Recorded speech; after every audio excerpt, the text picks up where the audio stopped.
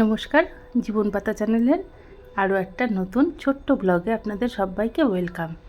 এই যে কদিন যাবৎ বৃষ্টি শুরু হয়েছে, তীব্র গরমের পর বৃষ্টি স্বস্তি এনেছে ঠিকই, কিন্তু বৃষ্টিতে একেবারে নাজেহাল অবস্থা।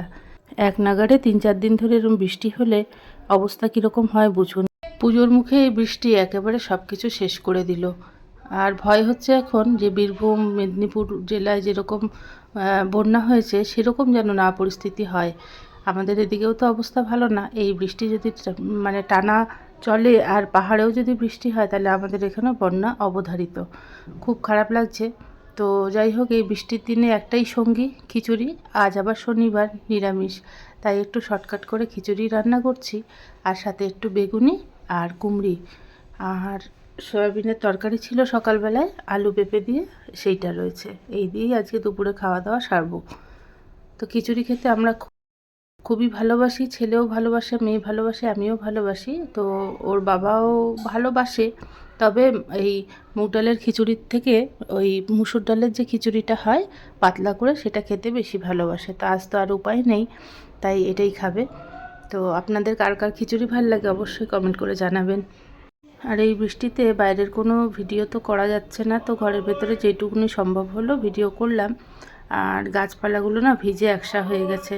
এতদিন দুবেলা করে জল দিচ্ছিলাম এত গরমে, আর এখন বৃষ্টিতে মাটি একেবারে ভিজে একসা। তো যাই হোক, বৃষ্টি তো একটু কমেছে এখন, আমি খিচুড়ি রান্না করলেই তাই হয়, যেদিনই খিচুড়ি করবো আর কি, দুপুরের দিকে রোদ উঠে যাবে। তো কিছু করার নেই, আর খিচুড়ির প্রস্তুতি নিয়ে ফেলেছি। আর এই কুমড়ি না ছেলে ভীষণ ভালোবাসে খেতে, আমারও খুব ভালো লাগে। তো যাই হোক, আজকে এটা দিয়েই খাওয়া দাওয়া সারবো। আর দুপুর 2:30 বেজে গেছে, আর তাই চটপট করছি, চটপট করে আমরা খেয়ে নেব 3 জনে।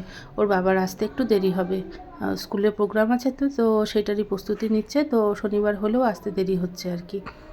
আর দেরি হওয়ার আরেকটা কারণও আছে জানেন তো, আমাদের পাশের বাড়ির যে বয়স্ক মাসিমা রয়েছেন, উনি হঠাৎ সকালবেলা পড়ে গিয়ে হাঁটুটা ভেঙে গেছে। তো ওখানে একটু সময় গেল আর কি। তো হসপিটালে নিয়ে গেছে, এখন ভালো আছে, বাড়িতে নিয়ে এসছে। তো প্লাস্টার টাস্টার করা রয়েছে। আর এই যে পপর নতুন জুতো দেখুন বিছানার মধ্যে রেখেছে, নতুন জুতো তো সেই জন্য এত যত্ন। আর আমরা সন্ধ্যেবেলা একটু চা খেয়ে নিচ্ছি।